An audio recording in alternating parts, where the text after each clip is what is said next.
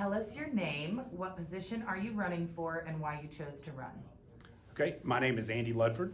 I'm running for Asheville City Council, and I've lived in Asheville my whole life and grew up here. And I just saw some things a lot of good things that Asheville's had recently, and then there's been a lot of bad things that I think could be improved. And that's why I decided to run for City Council. Perfect. What specifically would you like to achieve during your time on City Council if elected? I want to bring a better representation to South Asheville, because that's where I'm from. I want to try to alleviate some of the traffic issues that people have. I think that's a big point. Traffic affects everyone, and I think that's a really important issue that I really want to focus on while I'm there. Great. What are your views on homelessness in Asheville? How do you feel currently it's been handled, and what are 3 ways that you'll tackle the issue? So I know how the city how they get money with some of the HUD money for housing. And I know that there's also some other groups that are around that can do it. I believe the last count, there's about a little over 120 permanently homeless. Some of those, I don't really think that there's a good solution for that. I also don't think that letting them put a tent somewhere is a good solution. I don't think someone in a tent that's not a compassionate way to handle it.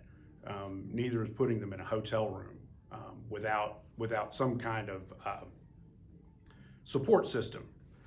It's easy for them to get preyed on by other people, and it's really not helping any kind of issue if they have a substance abuse or a mental problem. So I think it's going to be important to get people the help that they need, find out what they need to do.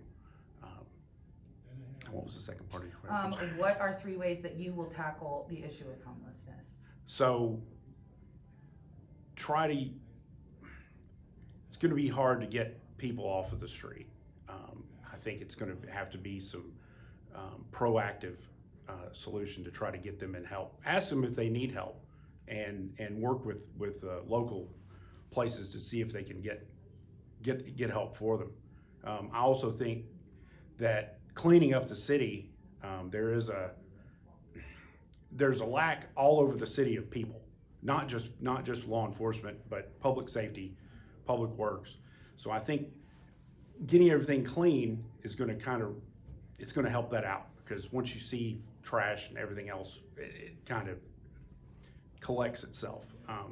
So that's another thing. And I don't think that the law enforcement you shouldn't be arresting homeless people. They should get help. So Absolutely. I think that's a big thing. What are your thoughts on low barrier shelters, camping, panhandling, and the Needle program, and how would you move forward on those issues if elected? I don't think city sanctioned camping areas, like I said before, I don't think letting someone be in a tent, I don't think that's a compassionate way to handle it. It's also affects the neighborhood. So how much, everybody in the neighborhood pays property tax to live in the city, and where's that tax money going? And why are you don't want to focus too much on that. You want to make it safe for the people that live here, and having a low barrier shelter may not be the best solution for it. Camping, I definitely don't think is a good solution for it. The Needle program, without an exchange, there's no accountability for it. And I think it also encourages use if you have them. I believe that the purpose behind the Needle program is to prevent hepatitis, HIV, some of the other stuff. They don't say that how many people have overdosed on fentanyl because they've had access to needles. So I think that's a big part of that. Okay. What do you see as the biggest issues Asheville and City and Buncombe County face, and even as specifically as local neighborhoods are facing today, and how will you tackle those issues during your time if you're elected? So I think for my first point with traffic's a huge thing. Also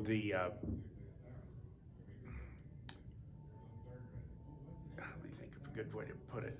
So traffic, keeping the city fully employed. So having everybody back, public safety, public works, parks and recreation, that's a huge, if you're 30% low on personnel, you're gonna struggle with that. Traffic, people, and I think we need to work on what we spend our money on as far as budgeting goes. I don't think that taxes need to be increased. I believe that there are probably some programs and departments within the city that overlap, that I think if you consolidated them, you could save some money to use it for other purposes. Great. One of the biggest problems in the city is that the communities are often left out of big decisions and conversations. Will you listen to all of the concerns from all constituents, even the ones who may not share your same beliefs, on how to make Asheville a place for everyone? And how do you plan to involve residents and communities in the decision-making process in our town? Would you be willing to hold quarterly meetings on a rotating basis in the neighborhoods? I think that's a really good idea. It's good to talk to people and meet with them and have public forums, and not just city council meetings. Because city council meetings, you're kind of limited at time, and you're limited procedurally of how you can ask and answer questions that way. But I think it's a good idea. I also think, going back on, the General Assembly kind of passed a law for Asheville to break up into districts. I think it's a good thing, because being from South Asheville, there's been traditionally not very many people from South Asheville on the city council. And I think by making the city have 5 districts, that you're going to get more even representation from all over the city. So one of the biggest issues affecting downtown residents, visitors, and small business is transient sleeping and camping in Pritchard Park on sidewalks and business entryways. What is the solution to the transient population, and what can be done to clean up and increase safety, specifically in downtown? So that, like I said previously, the people to keep the city clean. It's not the responsibility of the businesses to keep the sidewalk clean. It's the responsibility of the city. And it's also the responsibility of the city to keep people from camping illegally and causing a nuisance. Now, I don't think sending people to jail is a problem, or is a solution for that problem, but it's more of why are they out here on the street, and how can they get help? Do you agree with defunding the police? I do not. What are your strategies for reducing the exceedingly high crime rates in Asheville and Buncombe, considering we are rated in the top 10% most violent cities in America? Well, it's been a trend even since with COVID, since COVID started with increasing crime, and that has to do with decreased amount of police. Now,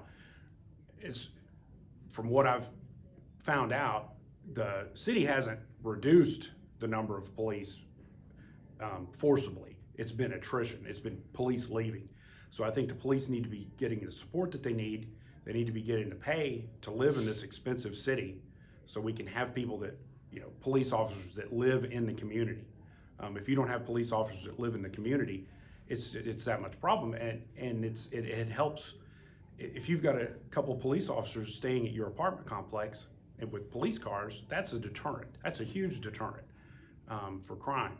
So it's the number of police officers. If they can't respond to the crime, then the crime is just going to increase. What are your, Buncombe County utilizes faith-based programs as well as nonprofits. How do you feel that has worked so far? Well, the faith-based programs don't get as much, and that's due to some funding from federal HUD. They have some more hoops to jump through, for lack of a better term, of how they get funding if they wanted to get it from the city. I think that anybody that's willing to help should be helped by the city, whether they're faith-based or nonprofit. And as a follow-up, there are many community members who would like transparency regarding how nonprofits spend the taxpayer-funded grants. Would you support nonprofits being required to open their books by line item to the taxpayers? Why or why not? Yes, because you need to know how much goes into administration versus operational. If you donated $100,000 to a company and they said, well, 80,000 of it is admin fees and only 20% is really helping, that's a poor way to do business. Do you agree that the boards and commissions would be better off being reduced, or do you see value in those groups as they are? I could see there is an excessive amount of boards and commissions. I believe that there was over 200 people on boards and commissions. That's a little much for a city that only has 90,000 people. I think that they're, like I said, with the city departments, there's some that could probably be consolidated, and there's some that probably would be better off handled by a private entity. Asheville is the city with the highest cost of living in North Carolina. What do you think drives the high prices, and should this be addressed, and how? So, demand to live here. People want to live here. People want to, with the increasing amount of remote work, it's easy for somebody to move here from a really expensive somewhere like California, New York, some really expensive place to live, can come here and live and work remotely, and they get to enjoy Asheville. So that's still good because they still come into the town, they're still paying money here, they're still paying taxes. But when the demand is that high, the only way to alleviate it is to increase the supply. So with the problem you run into is with the traffic. There's a 200 plus unit apartment that's slated, they're gonna talk about it at the next city council meeting on Long Shoals Road. Now, I go on that, I will work over there without improving the infrastructure, like say Overlook, which is a 2-lane road that runs in front of the schools. How are you going to support 200 plus more units without improving the infrastructure first? So I think that's the point, is we need to improve the infrastructure before we can increase the number of houses and residents. And this speaks to that same question. What are your solutions to affordable housing in Asheville, and would you advocate for more spending towards affordable housing? As far as spending, city spending? Yes. The money, I could see the city lowering the barrier to entry for building the housing. There are some regulations, and it's a trade-off. You can't increase the number of houses and apartments and everything else without there's got to be a trade-off. It's gonna block somebody's view, and that's why people like to live here. They like the mountains and they like everything else, but you can't increase the number of housing without somebody's got to pay the price for it. Whether it's ruining their view or putting an apartment complex in somebody's neighborhood.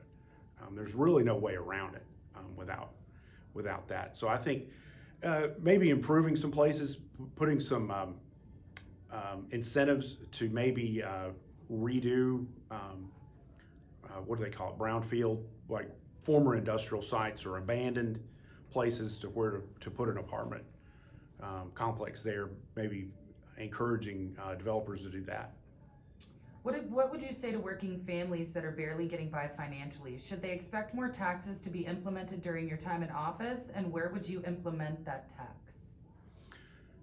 So there's a couple things with the taxes. With people that have lived here for a long time, that bought their house in the 60s for $5,000 or whatever they paid for it. Now they're paying taxes on a house that's valued at $250,000. And if they're elderly, if they're on a fixed income, they're not able to afford that tax. So I think there needs to be some kind of a moratorium on taxes for people that have lived here for a long time, people that are on a fixed income. But also I think there should be more taxes on, as far as like a use tax, like maybe make it $1 more to park downtown. Maybe add a couple of other fees like that, but I don't think increasing people's property tax is a solution for that, and that's where a lot of the city's money comes from. Do you support retaining the integrity of Asheville Neighborhoods and keep Airbnb whole house rentals banned? Yes, I think the problem with that, it comes from not just one person renting their house it comes from an investor. An investor comes in and buys a block of houses, and now they're in the hotel business. They're renting multiple houses, and if it's a quick overnight, there's just a lot of traffic in the neighborhood, and I don't think it's a good fit for Asheville. All right, so we're gonna finish with a final thought. Okay. Anything that you want your constituents to know? Well, I really hope to do a good job. I'm an engineer by trade. My job is I fix things, and I believe that my engineering experience can help fix some of the problems that we have here in Asheville. Wonderful. Thank you, Andy. Thank you.